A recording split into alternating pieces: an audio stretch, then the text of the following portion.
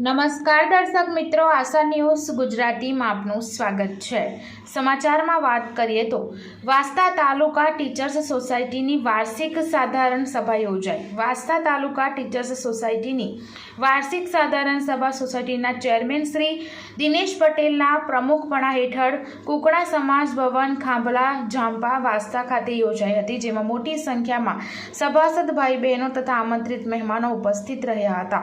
શિક્ષકો માટે આર્થિક રીતે મહત્વની ગણાતી આ ટીચર્સ મંડળી દ્વારા દર વર્ષની જેમ આ વર્ષે પણ નિવૃત્ત શિક્ષકો તથા તેજસ્વી તારલાઓનું સન્માન કરાયું હતું, સાથે જ એમને સ્મૃતિ ભેટ પણ આપવામાં આવી હતી। સોસાયટીના હોદ્દેદારો અને ઉપસ્થિત મહેમાનોના હસ્તે તેજસ્વી તારલાઓનું એમના વાલી સહિત સન્માન કરતા વાલીઓમાં ગર્વ સાથે ખુશી જોવા મળી હતી, જ્યારે નિવૃત્ત શિક્ષકોનું સાલ ઉડાડી સ્મૃતિ ભેટ સાથે સન્માન કરાતા પોતાના કાર્યકાળની કદર થયાના અહેસાસ સાથે ખુશીનો માહોલ જોવા મળ્યો હતો।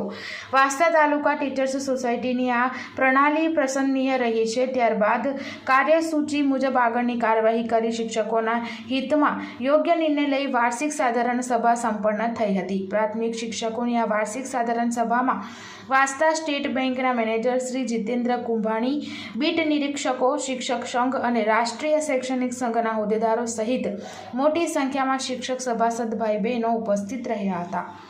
બ્યુરો રિપોર્ટ નટુભાઈ પટેલ સાથે આશા ગુજરાતી ન્યૂઝ વાંસદા।